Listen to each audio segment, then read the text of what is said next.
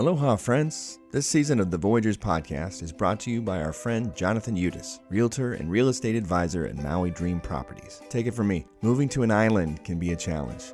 There's a lot to navigate, and the most challenging thing is definitely the real estate market because it's a beautiful island in the middle of the Pacific and that presents its own challenges. You're going to need someone incredibly knowledgeable and trustworthy to help you navigate the ins and outs. So whether buying or selling or investing, Jonathan serves his clients with passion and enthusiasm and excellence. You can trust him to put your family's needs first. So, if you're thinking about moving to one of the most beautiful islands in the world, Maui, Hawaii, check out MauiDreamProperties.com and drop Jonathan a hello and get started on making your dream a reality. I'm David Glenn Taylor, and this is the Voyagers Podcast.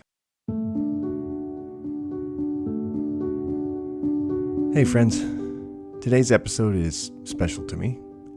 There are some important ideas discussed about life and how we see it and what we do with the hard parts, and I'm excited you're here to listen.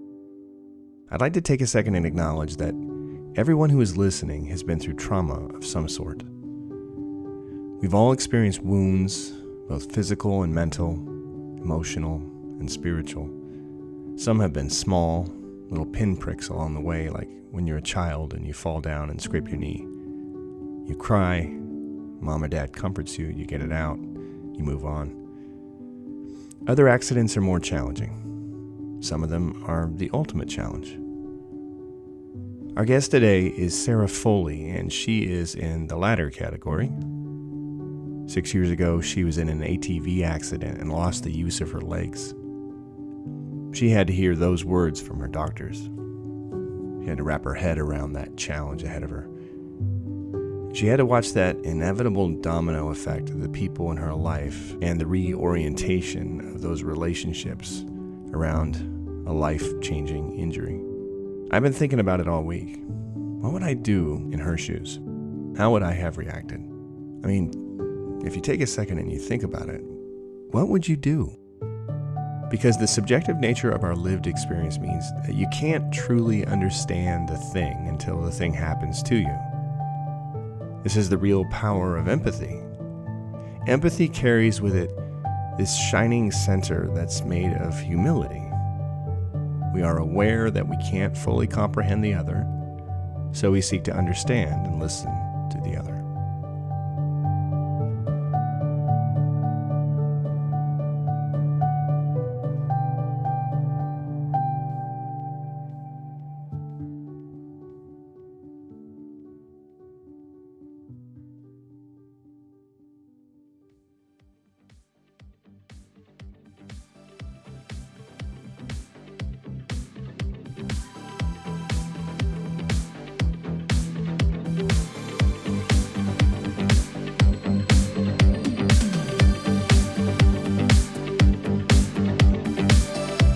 That is where the story of Sarah Foley gets really good. Because there's this other Sarah. She's called Vertical Blonde. She is powerful and beautiful and sexy, and she's here to teach others what she has learned, and it's catching on. She's doing workshops and events and helping to bring healing to the physically disabled as well as those of us whose disabilities are emotional or spiritual and perhaps easier to hide. And she's continuing her own story of growth and healing. Sarah graciously took some time to help me wrap my head around her journey and how it's continuing to expand her world and her understanding of how someone can come to know themselves as truly and irrevocably beautiful.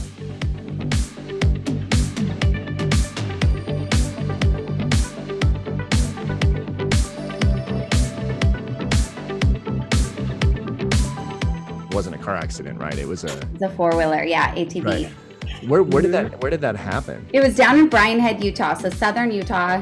It's about 3.5 hours out of Salt Lake. Is that where you're from? I am. I'm from Sandy, which is just 20 minutes out south, suburbs of Salt Lake. We came here, and just a funny story was my best friend's wedding. Came here, we were on vacation, and my husband got offered a sales position literally on the trip. And so we went home, we were like, pack up, we're moving to Maui, right? Like, let's go. And I had in my head that I would walk again, like the island would heal me again to walk. Oh, And what I didn't realize was that it would just heal my soul, sure. and that walking didn't become the big factor anymore. Your story was fascinating in terms of learning more about what happened. After you had the accident, when you first woke up and you first came and it hit you what had happened and what you were about to have to, this new journey you were going to have to go on, can you even put that into words, like what the realization was like? Well, ironically, I am putting it into words. I've just started writing the book. Oh, wow. And I don't know if you can see this, but I was sobbing last night. Just wow. Uncontrollable sobbing. And I've talked about the story 30 billion times. I could say it in my sleep. Sure. But when you're writing it down and you're actually like journeying back into those moments that like hold you to your core, whoa, I was not expecting it. And I'm doing a whole, I'm working with a writing coach and everything. Literally yesterday was like day one to sit down. Wow. And I was like, this is going to be tough. After that, wave that came over. So when you first go through that, there's so many different emotions. And I think that it magnifies the kind of person that you are already. Right. So there's an interesting study that they interviewed people what would be your ultimate wish, right? If you had a genie in the bottle, and then subsequently what would be your ultimate tragedy. The ultimate wish is to win the lottery of all these people they interviewed. Sure. The tragedy is to become a quadriplegic. And I'm about 2 inches away from everyone's biggest tragedy. If I would have been injured a little bit higher, that would have been affected my hands and my neck and everything. Sure. And then they interviewed these people that had won the lottery and they had the quadriplegic.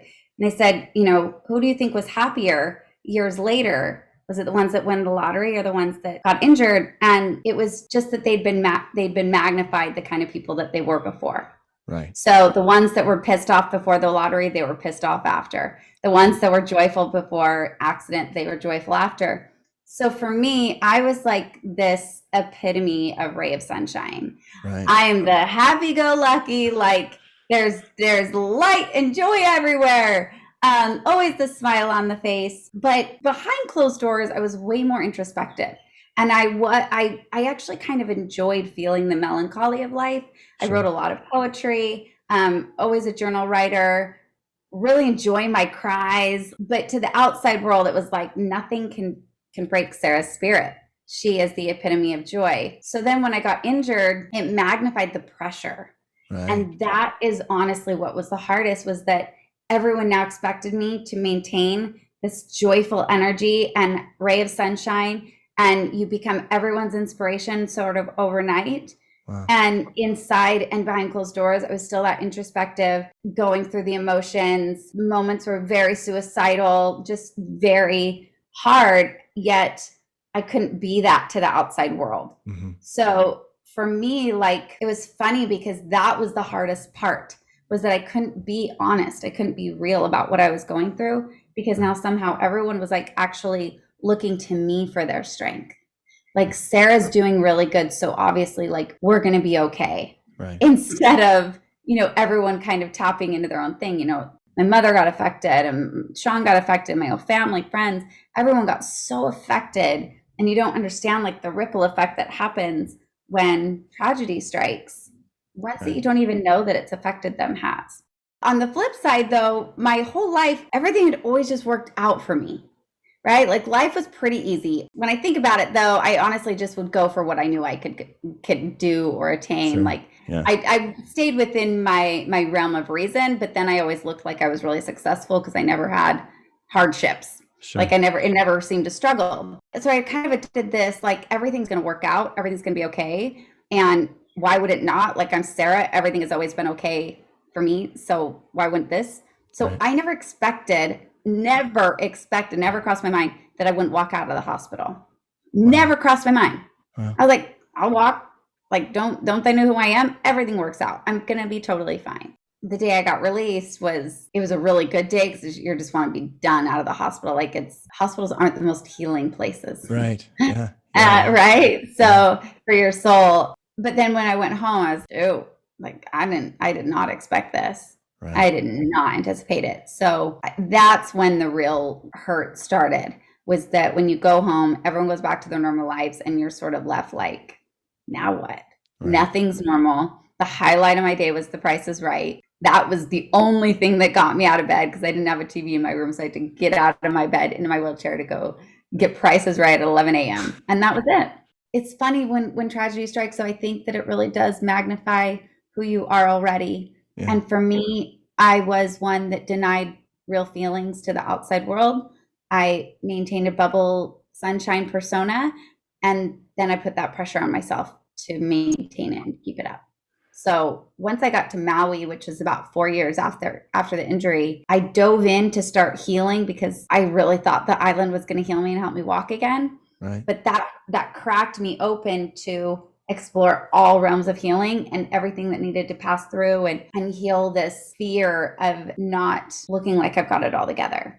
Right. Which has actually empowered me to get my stuff together even more. So, Right. I think that when you finally like drop the mask and you let go of the facade and you just step into who you're meant to be, that's powerful. Did the injury show you your purpose? And if you hadn't been injured, do you see what I'm saying? Where would the purpose Totally. be? That So, messes with my head a bit in terms of kind of looking at an experience that's so tragic and on the outside, and for anybody on the outside to look at and try and go, it's so tragic. But now you go, now I found my purpose. So almost like existentially, was it meant to be? Do you know what I mean? it was completely meant to be. Wow. And Please help me understand that. Please help me so understand that. I think the big thing for you is to stop looking at the Sarah before and the Sarah now. Okay. She's the same person. Yes. She's now just gone through different experiences that have actually helped her to grow and to expand.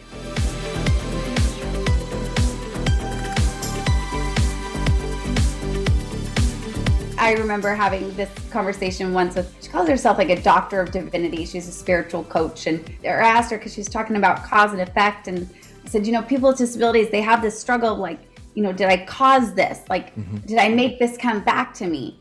And she said, yes, but not in a negative way. She says, those that have gone through something like this have this super ability to now experience life through this lens of knowing what tragedy feels like, knowing what joy feels like, knowing the difference between the two versus like, we all just want to be happy all the time. Like that's our goal, is to just be happy. But if we're happy all the time, do we really know what happy is? Right? Like if it's just always the way it is. So that was interesting for me. You become this super abled because the body is one thing, but the mind and the soul is completely different. And I think that when you are given something that sort of cracks the surface, right? Like my accident was sort of like this seed, like coming up underneath the concrete. And just when it starts to break through, you think like it's breaking you, but it's breaking you open because this cement is what you've known your whole life, right? Like it's tried and true. That's what you come to expect, the way you've always been, and it cracks you open. It doesn't break you unless you allow it to, unless you stay there. Right. And I think that is the big difference. And that is the mission, is to redefine what our challenges mean to us. Right. And my therapist one day, she said, you've really reached this level of post-traumatic growth. You see the growth and the beauty that's come out of the tragedy. Right. And I feel like that's the goal. Like, find the purpose in it all. Man, that is a hard one for me to wrap my head around. Did you have a day where you go look back and you go, like, it's almost like we're celebrating that day where you had that big aha moment? You came to Maui, you began that healing journey. When did you all of a sudden turn it into a mission? It was really early on, actually. I had this really beautiful experience. You might know her. Do you know Christina DeHuff, the artist? Yeah. Oh, yeah. I know Christina. She just got married recently. Yeah. She's cool. Yeah. Yeah. Cool. So lady. Christina and I met, she was doing like an art showing, I think at the Four Seasons or something. Right. And I was there with a girlfriend having dinner, walked past, and Christina like looked into my soul to the point where I was like, I got to check if I'm still wearing like clothes. Like, like when you just feel so naked all of a sudden, you're like, they just saw right through me. And like, what did they see? Kind of one of those moments. And we just had this connection, and she was showing her work, and it's breathtaking and it's beautiful. And it's just this freedom of expression. And she also does what she calls her fantasy portraits, or like she'll paint you as like a mermaid or things like that. And they're very feminine, very fluid. It's beautiful. Lots of color. And I asked her, I said, do you do personal, like, can I hire you to do one for me? And she says, absolutely. And she says, well, what is your fantasy? And I said, just to walk on the beach again. And she just looks at me and she says, I can paint that. Like, and just immediately it was like game on. And we got together, and up until this point, as a girl that has been conditioned pretty well, I always knew that like my looks could get me places. Sure. Right? Like looks get you the free drinks, and looks get you, people to pay attention. And I learned to use that really well. Right. And when I got injured, I thought that I had like lost something. Like, I'd come to rely on that as one of my things, right? Also, I feel like I'm also pretty smart and I can hold my own and I'm a really hard worker. But I felt like something was lost. And when I would look in the mirror, it didn't make sense what I was seeing, because it wasn't the way I saw myself my whole life. Right. And so when I'd look in the mirror, I just got it. Like, I always felt like I could either be beautiful and sexy, or I could be in a wheelchair, and I couldn't have both. Sure. And I remember like only looking in mirrors from the neck up. Like I had such a hard time with looking at my body as a whole and seeing it as beautiful. Yeah. And I know that that's a really common thing when you're newly injured, that your body doesn't work and move the same way. And society, you don't see it as a form of beauty. You don't see it in advertising. You don't see it as beautiful. Right. And so when I met Christina, we got together and she says, okay, I need to take some photos for your painting so I can go back and paint it. And we were doing, kind of these poses, and I was trying to pose as if I was standing, which is like awkward when it's been 4 years. Like, how do you hold your hands when you're standing? I don't even know anymore. They rest on my lap all the time now. So, kind of playing around and doing that. And as she's taking my photo, I just remember almost like it felt like warm oil had just been poured from the top of my head, and it just like covered me. Wow. And I felt so beautiful in my chair for the first time. Wow. And to give you even more of a frame of reference, when I got married, I had specific rules for my photographer and videographer that my chair wasn't even allowed in a single wedding photo. Oh, wow. So we got married at the 2-year mark. And if you look at our video, you just look like it's this romantic thing on the beach. He's carrying me across the sand. We're sitting on the sand. You have no idea that I can't walk. Wow. So for me to feel beautiful in my chair was a major milestone. Sure. And I finished, and the way that I decided to do the painting was I was just wearing kind of this blue sheer sort of drapey thing, and underneath you could still see sort of my nude body underneath. And I just finished, and I looked at her and I said, I feel so beautiful. I feel so sexy. I feel it. It's not about like this outward thing for anybody else to get a free drink. It was like I felt it. Right. And I looked at her and I said, I've found my calling. I need to be able to replicate this. I need to be able to help women feel this. They have to feel good in their own skin and feel beautiful. And there was something magical that happened. And we moved here in February, and those pictures took place in May. So it was pretty quickly that the spiral began. Wow. And so that was the Kickstarter. And then family and friends were asking me to keep them up to date back home on, what was going on and how's life on Maui. And so then I created the website for a blog, and trying to come up with a cute name. I like the word vertical. I feel like it's kind of sexy. But I do realize that words have power, and the things that we call ourselves over and over and over start to take shape. Yeah. And so with my goal to walk again, I came up with Vertical Blonde, and I've become this vertical blonde. It's incredible. And that's what I call, the painting is now called Beach Walk, but I call her Vertical Blonde in the picture. It's massive, it's gorgeous, it's insane, hangs over where I work, and I will look up to her and like this painting of myself and just be like what would Vertical Blonde be doing right now? Because Sarah gets really scared. Sarah gets fearful. Sarah still hides and has to be perfect and all these things.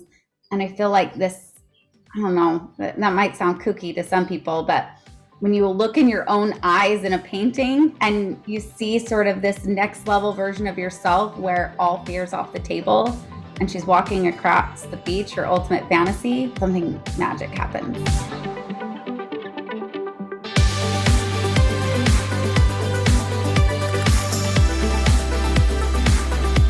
Do you look at your disability and see it as a disability? How do you frame that now? I still do. You know, the community's funny about the word, right? Like, what do we call ourselves and how to be politically correct? And for me, I am a firm believer of one of the four agreements of do not take it personally. Whatever they want to call themselves, you know, because there's a thing of like, don't call yourself handicapped. And some people that have been in it for a long time, that's how they've come to know it. Like, that's what they call it. Who cares? For me, I actually like the word disability because, well, now I've created a brand called Disability Icon. And for me, it's all about redefining what it means to have a disability, right? Sure.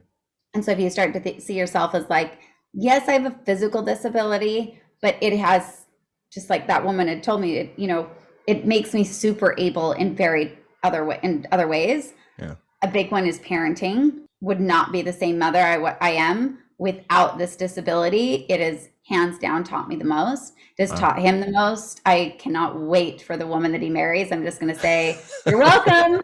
You're welcome. So, or man, like teach their own.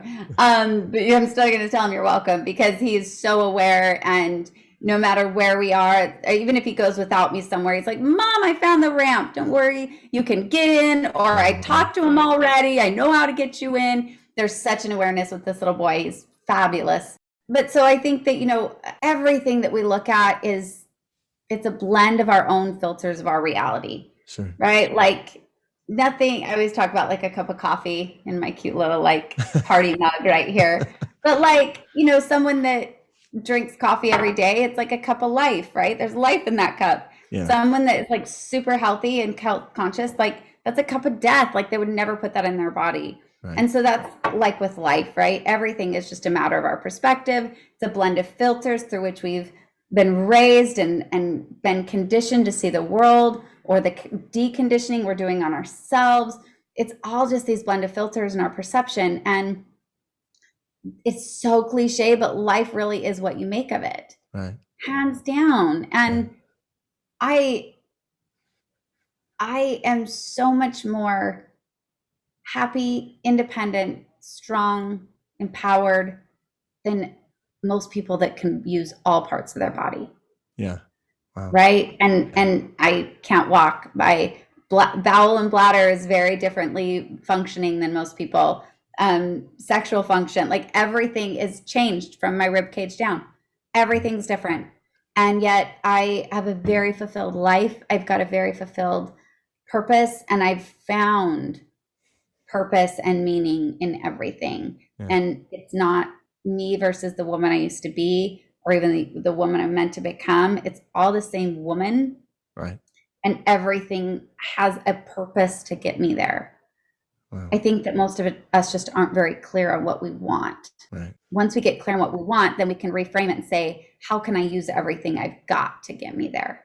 Sure. Instead of saying, why did this happen to me? Saying, how can I use this to get what I want and get what I need and go after and chase my dreams? We talked a little bit about, at the beginning of the interview, you were talking about heading out to moving to Sandy, moving back to Utah. Why not someplace like LA or something? I think it's because we are in just hot debate of like, I don't know where else to go. So it feels almost like a pit stop. It doesn't feel permanent. Right. Which now I'm realizing like what is permanent at this point.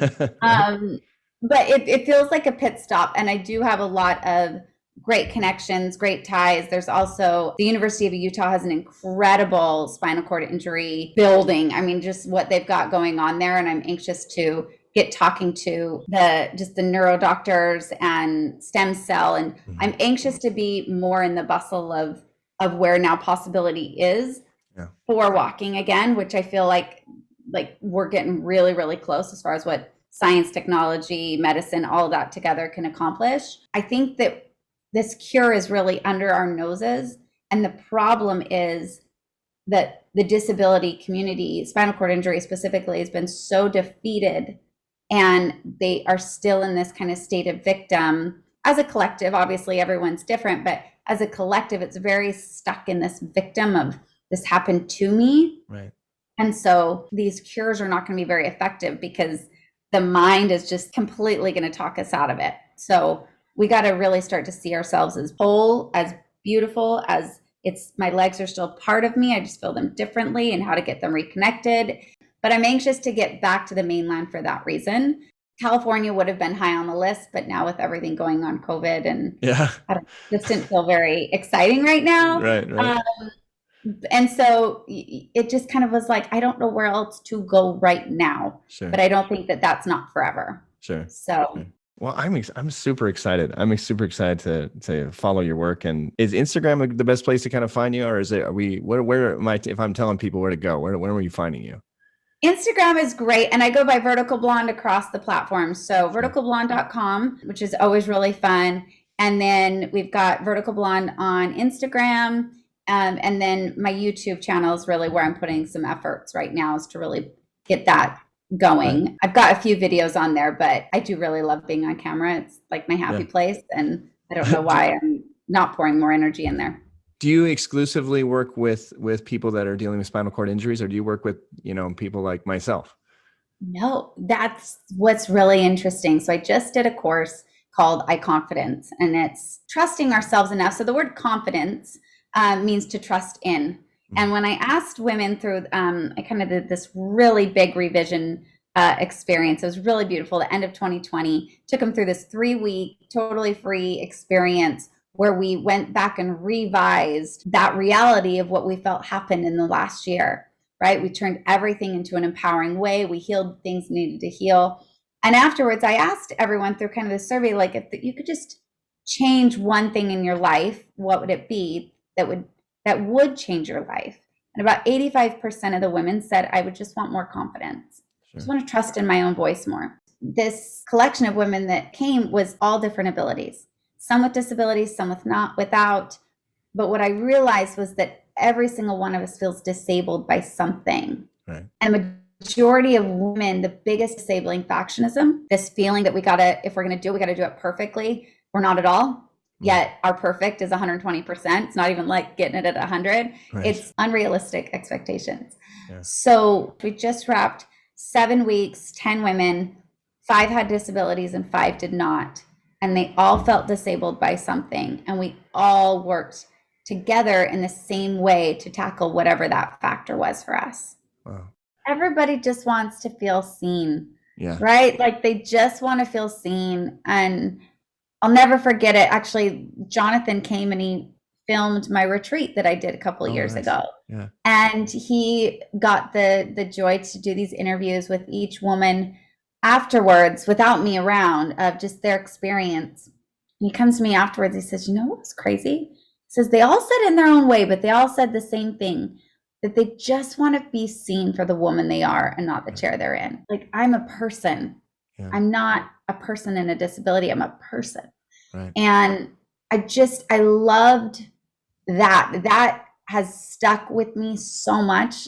And it's just this constant reminder of, like, regardless who people are, they just want to feel seen for who they are. And I think that's for me too. I get it. Like, I'm a good representation of someone overcoming a struggle, right? Like, you can see the struggle in my wheels, and you nailed it, of like people going through this struggle that they don't have the wheelchair, yet they're treated just like they don't have a struggle. Mm-hmm. And so that adds to the struggle, mm-hmm. right? Because they can't process it.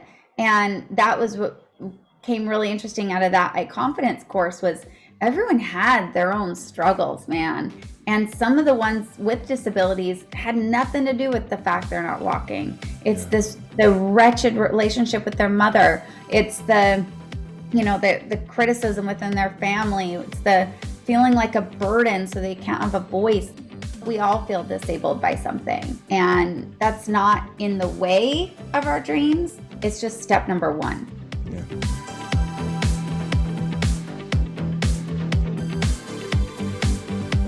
One of my favorite prayers, I say it every single day. It's 2 lines long, but it's, dear God, thank you for the seemingly bad and the seemingly good, for in this moment I don't know the difference.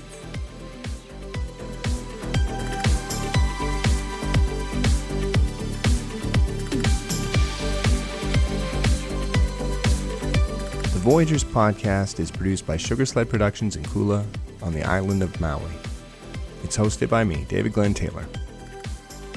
One quick note, a few days after our interview, I ran into Sarah and Charlie down close to the beach, and it was such a pleasant thing to meet someone I had interviewed and only known on Zoom. Very pandemic-y kind of thing, but it was a real pleasure. My wholehearted best wishes and mahalo nui to Sarah for coming on the show. Godspeed, Vertical Blonde. Good luck in this journey as you write your book, and we can't wait to read it and spread the word. You can find Sarah at verticalblonde.com and on Instagram, Facebook, and YouTube. Just Google Vertical Blonde.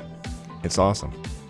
If you enjoyed what you heard, please rate and review us on Apple Podcasts or wherever you're listening. It's really appreciated. You can support the podcast through Patreon by going to voyagerspodcast.com and clicking on the Patreon link. And if you'd like to sponsor, email us at david@voyagerspodcast.com. I went to the website myself today, and I was kind of blown away by this huge list of guests. We're 21 episodes in, and there's been some amazing people on this show, and it was fun to go back and listen to some of the episodes and just reflect. Next week, we've got a really fun episode. What is it about the bagpipes? I mean, I know you were thinking about it. The bagpipes are, in my opinion, the greatest instrument on earth. And we're talking to the guy who would know that better than anyone. A piper on a mission to play his bagpipes in every sovereign nation on the planet and document it all. He's 105 countries in, and he has seen and learned some amazing things along the way. The first piper, Ross Jennings. That's next week on the Voyagers podcast. Mahalo for listening, friends.